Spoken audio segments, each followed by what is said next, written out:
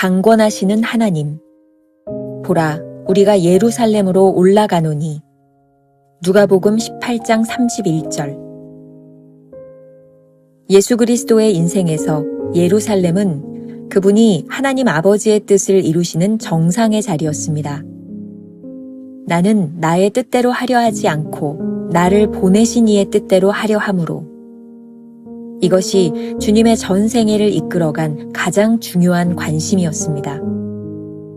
그가 그 길 위에서 어떤 것을 만나든 기쁨이든 슬픔이든 성공이든 실패든 그 어떤 것도 그분이 이루시려는 목적을 막지 못했습니다. 예수께서 예루살렘을 향하여 올라가기로 굳게 결심하시고 우리가 예루살렘에 올라가는 것은 자신의 뜻이 아닌 하나님의 뜻을 이루기 위한 것임을 명심해야 합니다. 자연적으로 우리의 야망은 우리의 것입니다. 그러나 그리스도인의 삶에서 우리의 야망이란 있을 수 없습니다. 최근에 그리스도를 위한 결단, 그리스도인이 되겠다는 결심, 이것저것을 하겠다는 결정들이 많이 유행합니다. 그러나 신약 성경에서는 우리의 결심보다 하나님의 강권하시는 면을 강조합니다. 너희가 나를 택한 것이 아니요 내가 너희를 택하여 세웠나니. 우리가 의식적으로 하나님의 목적에 붙들리는 것이 아니라 아무런 의식 없이 하나님의 목적에 사로잡히는 것입니다.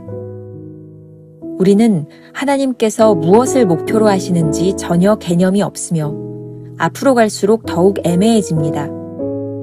우리는 너무 근시안적이라서 하나님의 목적이 원래의 목표에서 벗어나는 것처럼 느껴집니다.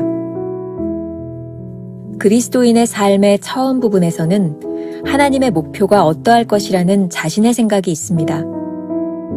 나는 이곳저곳에 가도록 되었지. 하나님은 나로 이 특별한 일로 부르신 거야. 그리고 우리는 그곳으로 가고 그 일을 하게 됩니다. 그러나 하나님의 커다란 강권하심이 그대로 남아있는 경우가 대부분입니다. 우리가 하는 일은 중요하지 않습니다. 하나님의 강권과 비교하면 바닥밖에 되지 않습니다. 예수께서 12제자를 데리시고 주님이 우리를 항상 데리고 다니십니다. 우리가 도착한 것보다 아직 갈 길이 훨씬 많이 남아 있습니다. 오늘은 8월 3일 강권하시는 하나님이라는 제목으로 말씀을 나누겠습니다. 오늘도 두 가지의 주제로 나누게 될 텐데 첫 번째, 아버지의 뜻대로. 이 묵상을 통해 우리는 아주 중요한 질문을 던지게 됩니다. 당신은 하나님의 계획을 이해하지 못하는 순간에도 그분을 따를 준비가 되어 있습니까? 오늘 여러분들의 삶에 하나님의 계획이 이해되지 않는 순간에도 하나님을 따를 준비가 되어 있습니까? 요한복음 5장 30절 말씀에서 예수님은 이렇게 말씀하셨습니다. 나는 나의 뜻대로 하려 하지 않고 나를 보내신 이의 뜻대로 하려 함으로. 예수님의 공생애를 통해 알 수 있는 것이 있습니다. 예수님의 관심은 늘 아버지의 뜻을 따르는 것이었습니다. 오늘 본문에서 예수님은 예루살렘으로 올라가신다고 말씀합니다. 예루살렘은 십자가를 지기 위해 결심하고 올라가야 하는 곳이었습니다.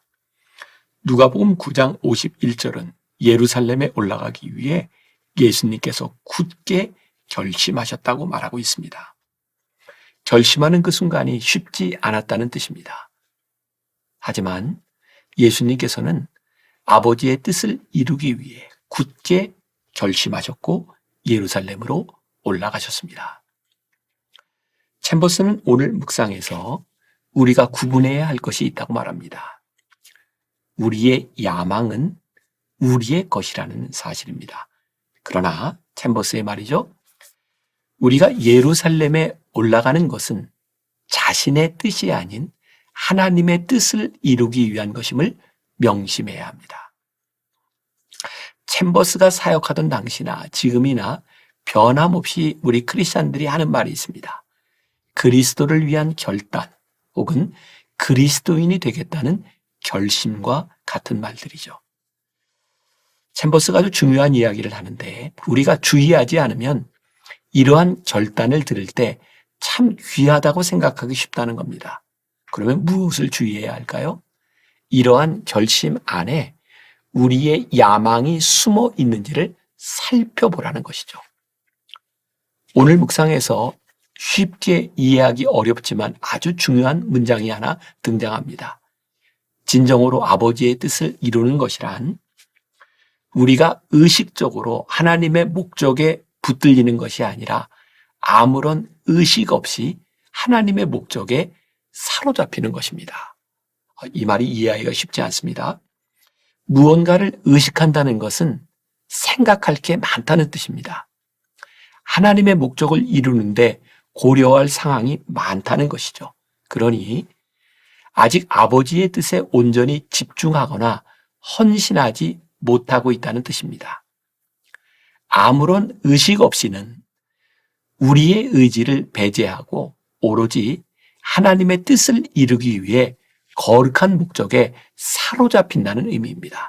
가슴에 손을 얹고 양심적으로 지금 우리가 하고자 하는 일과 하고 있는 일에 대하여 진단해 보아야 합니다. 진정 하나님의 뜻을 이루기 위해 우리의 권리를 포기하고 있는가? 아니면 우리의 야망을 감추고서 하나님의 뜻을 이룬다는 거창한 목표를 내걸고 있는가? 요한복음 15장 16절 너희가 나를 택한 것이 아니요 내가 너희를 택하여 세웠나니 라고 말씀하고 있습니다. 하나님이 우리를 부르셨다면 그 부르심에 합당하게 살아가는 것이 마땅하지 않겠습니까?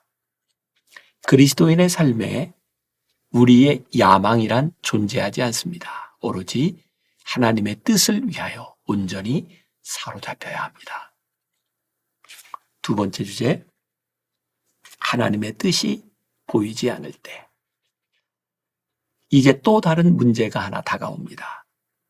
처음에 아버지의 뜻대로 시작한 일을 끝까지 지속하지 못하는 것이죠. 사실 시작하는 것보다 더 어려운 것, 그리고 그 성패를 좌우하는 중요한 것은 지속성의 문제입니다. 우리가 실패하는 이유에 대해 챔버스는 이렇게 말하고 있습니다. 우리는 너무 근시안적이라서 하나님의 목적이 원래의 목표에서 벗어나는 것처럼 느껴집니다. 여기서 우리가 구분해야 하는 것이 있습니다. 우리가 생각하는 하나님의 일과 하나님이 강권하시는 일이 과연 일치하느냐입니다. 그리스도인들 중에 하나님의 뜻을 헤아리지 않으려는 사람이 누가 있겠습니까? 처음 부르심을 받고 그 일을 할 때 그러한 확신으로 시작하지 않겠습니까? 그런데 그렇게 확신으로 시작한 우리가 길을 잃을 때가 있다는 것입니다. 하나님의 강권하심과 뜻은 처음 그대로 머물러 있지 않기 때문입니다. 지금 강권하시고 앞으로도 인도하실 하나님께 집중하지 않는다면 슬그머니 우리가 가고 있는 길의 방향을 잃어버릴 것입니다. 하나님의 뜻이 보이지 않을 때 우리가 기억해야 될 것이 있습니다. 챔버스가 말합니다. 우리가 하는 일은 중요하지 않습니다. 하나님의 강권과 비교하면 바닥밖에 되지 않습니다.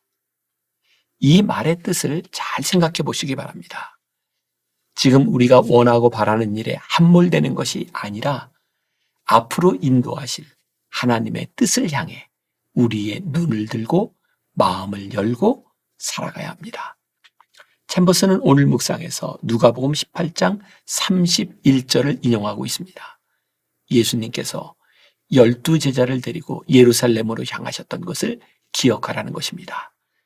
제자들에게 그러했듯이 우리도 그렇게 인도하실 것입니다. 하나님은 우리가 지금까지 한 일보다 훨씬 더 크고 깊은 길로 우리를 인도하실 것입니다.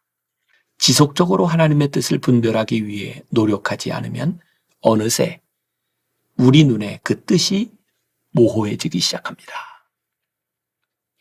오늘 하루 이런 질문을 가지고 살아봅시다. 처음 당신이 품었던 그 놀라운 비전이 지금도 하나님의 뜻과 일치한다고 확신할 수 있습니까? 기도하겠습니다. 우리는 늘 하나님의 뜻대로 살아가기를 원합니다. 그래서 우리들은 그렇게 기도합니다. 하나님, 우리들에게 당신의 뜻을 보여주옵소서. 그러나 정작 우리가 하나님의 뜻을 따르려고 하지 않을 때가 있는 것 같습니다.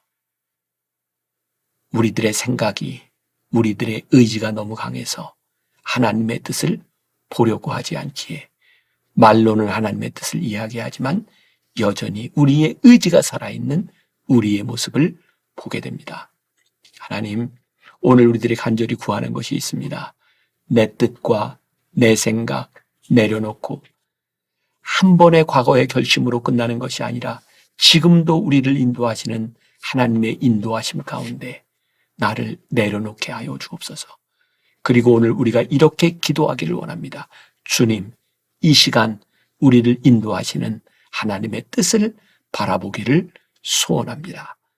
하나님께서 우리를 강권하실 때 순종할 수 있는 사람들. 그래서 오늘 하루도 하나님의 뜻을 따라가는 귀한 인생이 될 수 있도록 우리를 인도하여 주옵소서. 예수님의 이름으로 기도했습니다. 아멘.